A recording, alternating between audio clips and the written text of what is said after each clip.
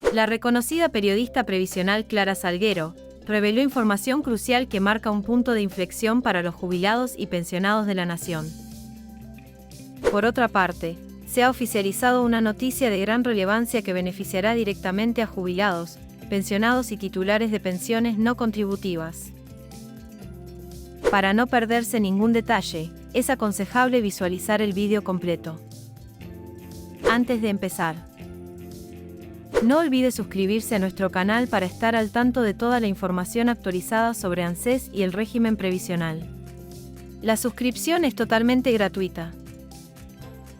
Si quiere respaldar esta labor, puede regalarnos un me gusta y dejar un comentario con la palabra extra, mostrando así su apoyo a la demanda de un haber digno para los adultos mayores. A continuación, compartimos las noticias más importantes de la fecha.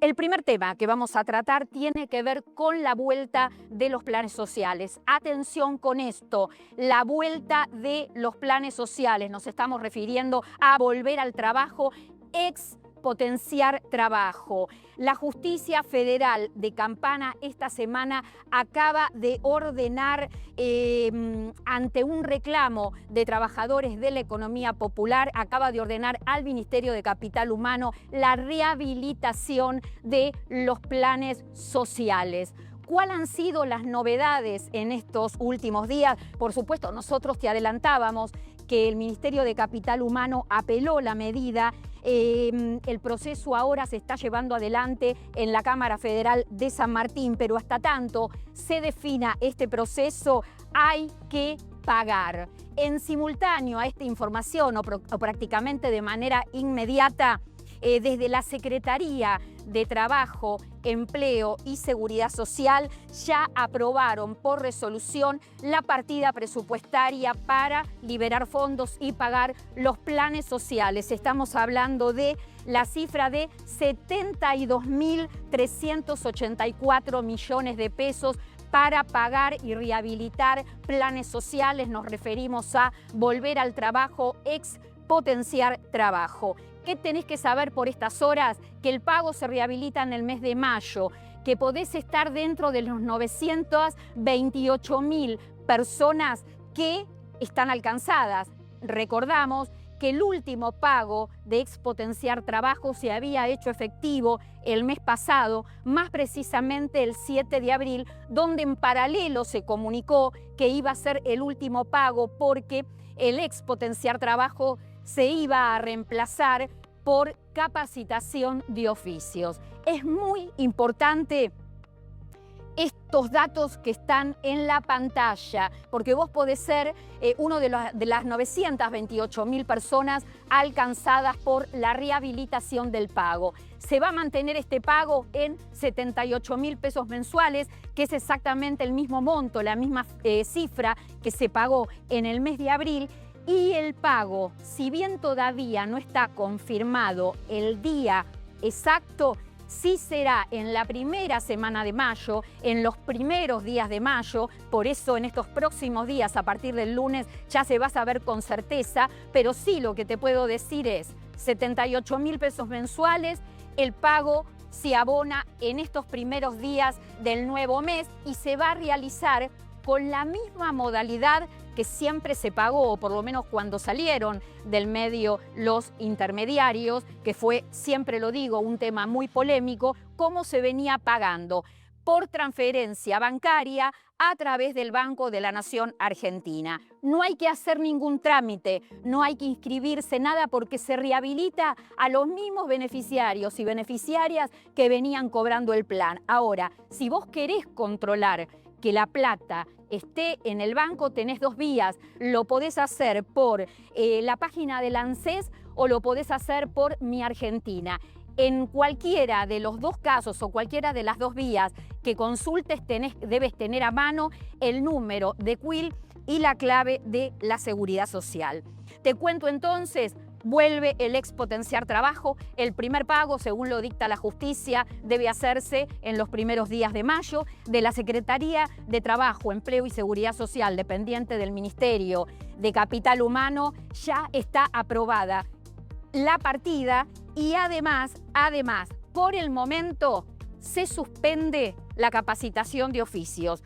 Por el momento no se va a poder poner este dinero que estaba destinado, cuando el mes pasado se dieron de baja a los potenciar trabajo, estaba destinado a capacitación de oficios. Por el momento capacitación de oficios no, y tampoco la extensión de la doble escolaridad en las escuelas primarias de sectores vulnerables. Esto queda en suspenso. Por ahora, lo único seguro, lo único confirmado es el pago, la vuelta de el expotenciar trabajo, teniendo en cuenta, y acá esto me parece muy importante remarcarlo porque este tema no está cerrado, teniendo en cuenta que el Ministerio de Capital Humano apeló la medida y que la Cámara Federal de San Martín lleva el proceso, que es quien tiene que definir esta cuestión, pero mientras dure el proceso y defina, hay que pagar.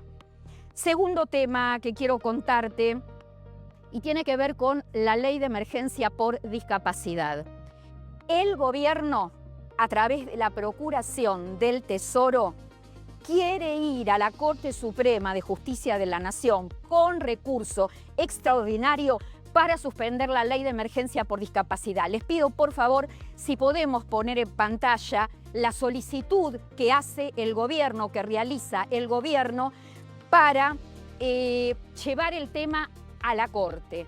Es decir, ¿qué es lo que se pretende? Es que esto tenga un efecto suspensivo hasta tanto la Corte se expida. El efecto suspensivo, ¿qué es lo que pretende? Pretende frenar la implementación de la Ley de Emergencia por Discapacidad. Ahí ustedes observen, este es el pedido, el del recurso extraordinario, y lo más importante del texto que firmaron dos subprocuradores de la Nación es lo que nosotros marcamos, los renglones que marcamos, donde se pide y donde además se fundamenta el pedido. Tenemos esto, acá está la parte donde directamente queda el petitorio concretado con la firma de los dos subprocuradores de la Nación. ¿Qué les quiero decir? Es que acá hay dos posiciones. Una es la posición del Estado, la posición del gobierno, y otra es la posición de la justicia a través del Juzgado Federal de Campana, porque recordemos que la ley fue sancionada, pero se termina aplicando por una medida cautelar. Entonces, ¿qué es lo que dice el gobierno? Que no se previeron fuentes de financiamiento al momento de sancionar la ley, que la ley compromete las finanzas públicas y la sostenibilidad del sistema y que pone en riesgo a la seguridad social. El gobierno dice que hay un problema de financiamiento.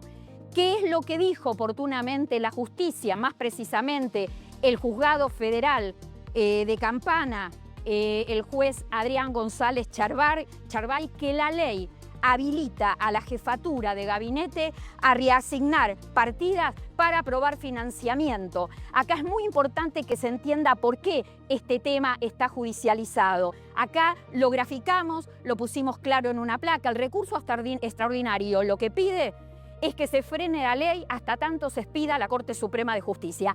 Algo que tiene que ver que quien define el tema del recurso extraordinario y si este tema sigue y pasa a la Corte es la Cámara Federal de San Martín. Ahora, ¿qué están viendo ustedes en pantalla? Las dos posiciones, la del gobierno y la de la justicia. No define la ley fuente de financiamiento, pone en riesgo la seguridad social. Esto el gobierno lo está diciendo desde el minuto 1. Bueno, pero finalmente la ley se puso en marcha a través de la medida cautelar. El tema es que la justicia sigue insistiendo con que la ley habilita a la jefatura de gabinete a reasignar partidas presupuestarias. Efecto suspensivo hasta tanto la Corte se expida, es decir, la intención del gobierno por el tema del financiamiento que alega es frenar la aplicación de la ley. Lo tiene que definir, reitero, cómo sigue este tema y si llega al alto tribunal, la Cámara Federal de San Martín, pero además, y en paralelo a toda esta situación que le estamos explicando, esto que se conoció en las últimas horas, por eso lo traemos hoy a lo justo y necesario, está en paralelo el proyecto que envió el oficialismo, que envió el gobierno, el Ejecutivo, al Congreso, que entró y comenzará a debatirse por el Senado, un proyecto denominado contra el fraude de pensiones por invalidez, que lo que trata es de modificar la ley de emergencia por discapacidad actual. Tercer tema, tiene que ver con la oficialización del bono de 70.000 pesos. Nosotros les habíamos dicho, cada vez que se conoce un índice de inflación, enseguida salimos a informarles a los jubilados y pensionados nacionales cuál es el aumento que va a haber en los haberes previsionales. Ya habíamos dicho oportunamente que este aumento será en este mes, en el mes de mayo, del 3,38%, que es la inflación oficializada por el INDEC correspondiente al mes de marzo, pero esta semana que pasó en estos últimos días, por el decreto 292, se oficializó el bono del mes de mayo. El bono del mes de mayo seguirá alcanzando exactamente a los mismos grupos, haberes mínimos contributivos, pensión universal para el adulto mayor y pensiones no contributivas. Va a seguir en carácter de suma extraordinaria y además va a permanecer en 70.000 pesos. Ahora, ¿qué les tengo que contar? Porque es lo que ustedes preguntan todos los meses, más o menos en los primeros días de cada mes.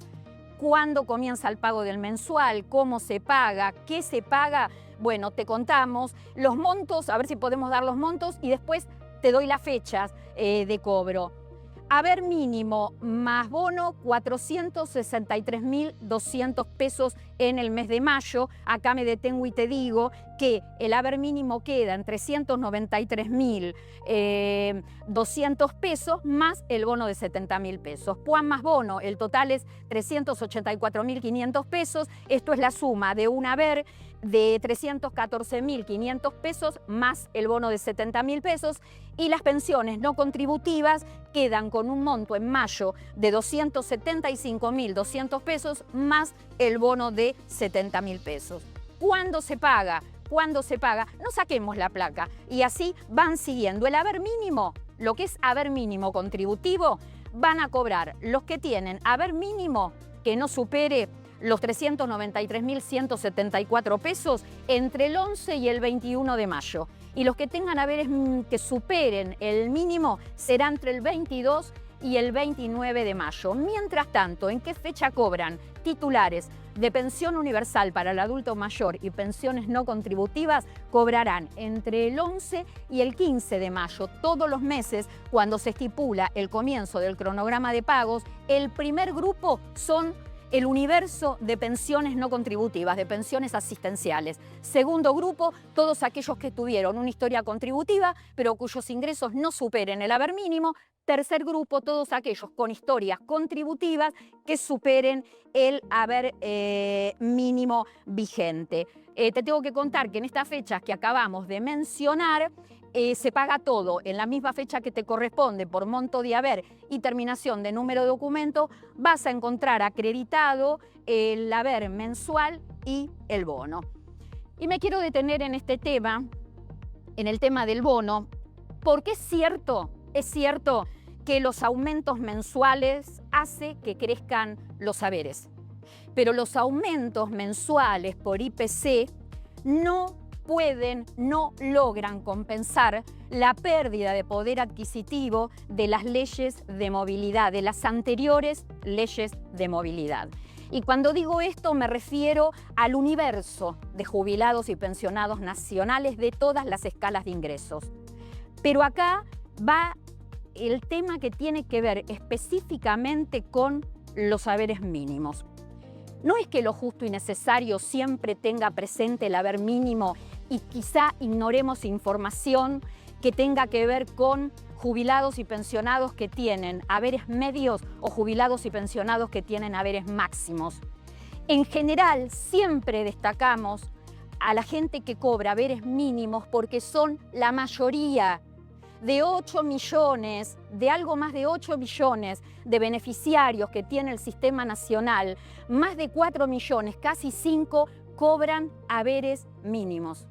La otra escala que sigue es de los haberes medios y los haberes tope, que también están muy devaluados, muy desvalorizados, representan el 20% de todo ese universo de jubilaciones y pensiones. Dicho esto, contándoles de alguna manera lo que es el mapa de la seguridad social referido a jubilaciones y pensiones, reitero, los aumentos mensuales por inflación es cierto que amortiguan. Es cierto que pueden hacer crecer los haberes jubilatorios, no compensan las pérdidas ocasionadas por las anteriores leyes de movilidad. Y en el caso puntual de los haberes mínimos, el bono congelado desde hace 26 meses hace que se licúe el porcentaje de actualización mensual por inflación. Y además, hay números que dicen que el haber mínimo más el bono representa, o por lo menos en el mes de febrero, que fueron los últimos números concretos, hay números que dicen que por lo menos en febrero, teniendo todos los números de la seguridad social y los números de la economía, el haber mínimo con el bono representaba el 200% de la canasta alimentaria de un adulto. Esto lo marca el INDEC, no son números de Clara Salguero. Estos números los marca el INDEC. Y entonces este haber mínimo más el bono, que es igual al 200% de la canasta básica alimentaria, hace que la jubilación mínima se ubique por arriba de la línea de indigencia, haciendo esta comparativa. Pero claro, el jubilado que cobra el haber mínimo no solo se alimenta, tiene que vivir, tiene que comprar medicamentos, tiene que pagar los servicios de su casa, tiene que quizá pagar un pequeño alquiler, y si no alquila porque tiene la suerte de tener propiedad, tiene que mantener la casa donde vive. Entonces, cuando vamos a esa comparación y decimos cuánto necesita un jubilado para vivir y cuánto gana, bueno, el jubilado de la mínima está 75% abajo de lo que son las necesidades básicas. Quiero contarles entonces que estos son los números a febrero, la apreciación y lo que los jubilados se ponen en el bolsillo tiene distintos análisis, todos son válidos, pero lo concreto es que en la Argentina tenemos un serio problema estructural. ¿Qué significa que el tema de los montos de las jubilaciones sea un problema estructural? ¿Qué significa que el haber mínimo tenga en la Argentina ya un problema estructural cuando trascienden los gobiernos? Y los gobiernos pasan y el tema no se soluciona. Y hace muchísimos años que estamos hablando de jubilados, la mayoría cobrando haber mínimo. Jubilados, la mayoría que no llega a cubrir la canasta básica total. Bueno, hoy estamos hablando de un haber mínimo que está 75% abajo de lo que necesita para cubrir